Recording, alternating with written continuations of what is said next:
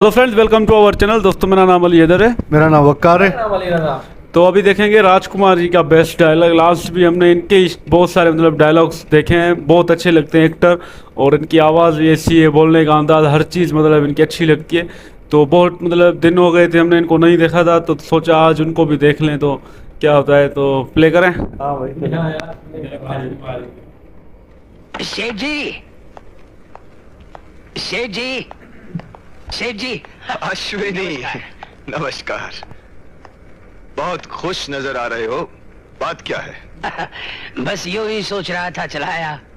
अब देखिए ना सेठ जी, आपकी बेटी शादी के काबिल हो चुकी है। अब ये वो जुदाई है जिसका सदमा आपको बर्दाश्त करना पड़ेगा। सुमन के लिए कोई लड़का देखा है तुमने? जी, उसका नाम है रवि। आपसे मिल भी चुका है, जरा याद कीजिए। अच्छा अच्छा अच्छा अच्छा, तुम उस लड़के की बात कर रहे हो जो सुमन की ही क्लास में पढ़ता है? हाँ। अच्छा है। किसका लड़का है वो? किसी अच्छे खानदान से ताल्लुक रखता होगा। उसे हमने अपने गोद में सहलाया और उसकी तमाम परवरिश हमारे हाथों से हुई। खून का रिश्ता तो नहीं, लेकिन एक बाप और बेटे का गहरा रिश्ता रहा है। उसके माँ बाप कौन, उसका खानदान क्या, ना तो वो जानता है और ना ही हम खुद जानते हैं। ओह, तो यूं कहो कि वो लावारिस है। ये तो आप कह सकते हैं, हम नहीं। मेरी बहन को जवां मौत देने वाला भी एक लावारिस ही रहा है अश्विनी। तब से मुझे लावारिस लोगों से नफरत और दुश्मनी है। ये जानते हुए भी तुम ये रिश्ता लेकर मेरे पास चले आए। वो बड़ा नेक लड़का है, उसमें दिए हुए हमारे संस्कार हैं। मुझे अपने उसूलों से समझौता करने के लिए मजबूर मत करो। ये तुम हो अश्विनी जो मैंने बर्दाश्त कर लिया है, क्योंकि मैं बरसों पहले तुम्हारे किए गए एहसान के नीचे दबा हूं, और शायद उसी एहसान की याद दिलाने के लिए तुमने आज ये जुर्रत की है। बोलो, तुम्हें उस एहसान की क्या कीमत चाहिए? कीमत? हम अमीर ना सही सेठ जी, लेकिन एहसान के सौदागर नहीं हैं। बदनसीबी के आपकी समझ पर दौलत का काला पर्दा पड़ गया है। इस अंधेरे में कुछ लोग तो रस्सी को सांप और कुछ लोग सांप को रस्सी समझ बैठते हैं। मैं किसी अंधेरे में नहीं हूं अश्विनी, बल्कि तुमने अपनी दोस्ती का भ्रम देकर आज तक मुझे अंधेरे में रखा है। हमारे बेगरज दोस्ती पर ये गलीज धब्बा मत लगाइए सेठ जी। मैं सच्चाई से पर्दा उठा रहा हूं, और सच ये है अश्विनी कि तुम्हारी नियत में खोट है, वरना 18 साल के बाद ही तुम यहां क्यों आए? इससे पहले इस शहर की ओर मुड़कर क्यों नहीं देखा? दरअसल तुम 18 साल तक फसल के पकने का इंतजार करते रहे, और जब फसल पककर तैयार हो गई तो किसी जमींदार की तरह लगान वसूल करने तुम यहां चले आए। बोलो बोलो अश्विनी, क्या चाहिए तुम्हें? कितनी कीमत चाहिए तुम्हें उस हरामजादे को मेरी सुमन से दूर रखने के लिए? ये गाली तुमने हमें दी है, रवि को नहीं दी राजेश्वर। ओह, तो सेठ जी से राजेश्वर पर तुम आ ही गए। तो सुनो अश्विनी, मेरे गुलिस्तान की कली को तुम देख तो सकते हो, उसे तोड़कर नहीं ले जा सकते। एक नजर अपने आप पे डालो और फिर अपने पैरों पर घूमकर मेरे बंगले को देखो और मुझे बताओ, क्या इसी दिन के लिए मैंने अपने सुमन को हर दुख हर तकलीफ से दूर रखा कि किसी भिखमंगे लावारिस के हाथों उसे सौंप दूं, ताकि वो मेरी दौलत को नाजायज रास्ते पर लुटा दे, ताकि सुमन का भी वही हाल हो जो मेरी बहन का हुआ था? नहीं अश्विनी, नहीं। अब वो गलती मैं दोबारा नहीं होने दूंगा। तुम समझते हो राजेश्वर कि अमीर आदमी ही खानदानी बनता है? रुपया अरे रुपया तो हाथों का मैल है।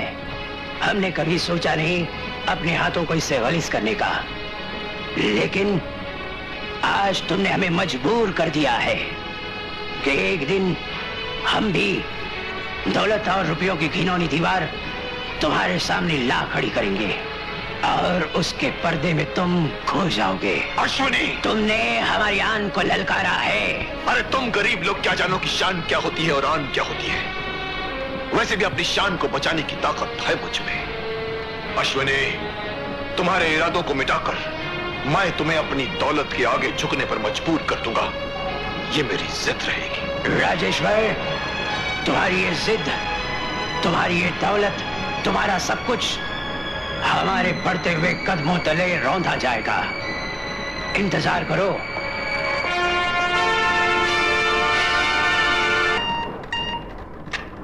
यस। सर आपसे कोई मिस्टर अश्वनी मिलना चाहते हैं। भाई हम वही पुराने अश्वनी कुमार हैं, कोई अश्वनी नहीं।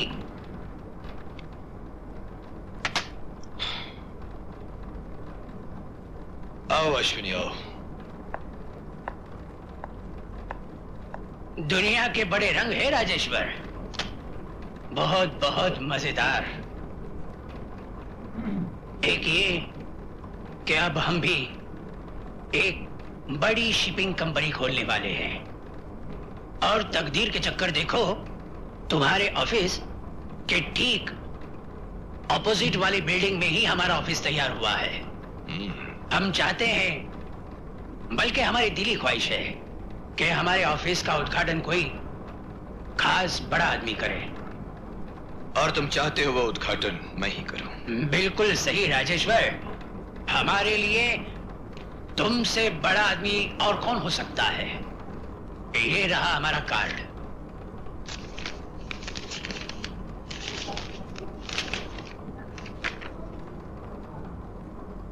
क्या अच्छा नहीं लगा?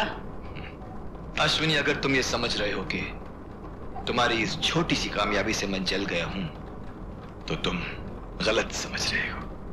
मैं ये उद्घाटन जरूर करूंगा।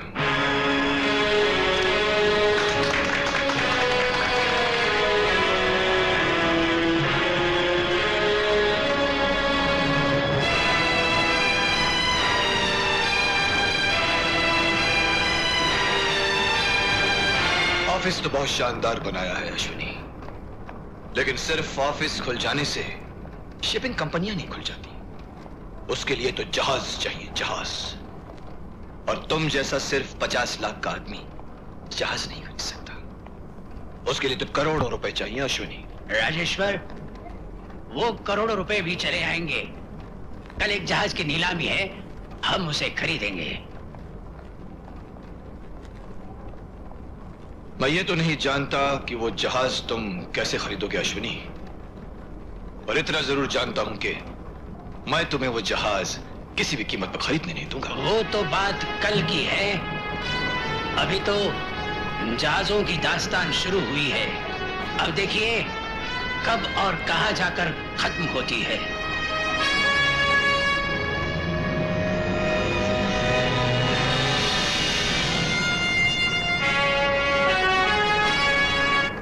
जेंटलमैन, आप लोग यहाँ सूर्या जहाज को खरीदने के लिए जमा हुए हैं।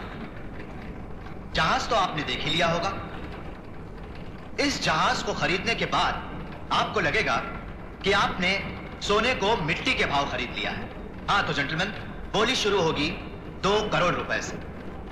2 करोड़, 2 करोड़ 2 लाख, 2 करोड़ 5 लाख, 2 करोड़ 10 लाख, 2 करोड़ 20 लाख, 2 करोड़ 50 लाख, 3 करोड़, 3 करोड़ 1, 3 करोड़ 2, 10 करोड़, 11 करोड़, 15 करोड़, 16, 20। 25 करोड़। बोलिए जेंटलमैन, 25 करोड़, 25 करोड़ 1, 25 करोड़ 2, 25 करोड़ 3। कामयाब हो गया, नहीं खरीदने का। आइए राजेश्वर साहब, कागजी कार्रवाई पूरी करें।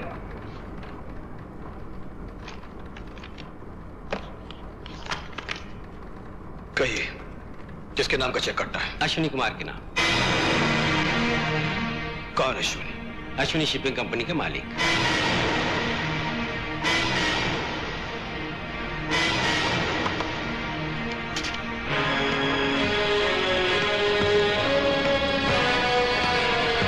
तो वो जहाज तुम्हारा था। मैं पूछ रहा हूं कि वो जहाज तुम्हारा था? उसे हमने भंगार की नीलामी में खरीदा था।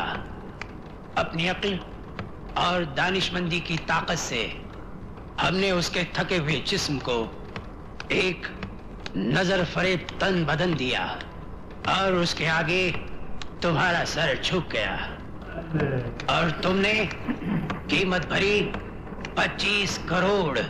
25 करोड़। तुमने कहा था राजेश्वर कि वक्त तुम्हारे जेब में है। तुम भूल गए थे कि ऐसी वक्ती जेबें कभी कभी कट भी जाया करती हैं। राजेश्वर, तुम जैसे जाहिलों की मंजिल सवाए तबाही के और हो भी क्या सकती है।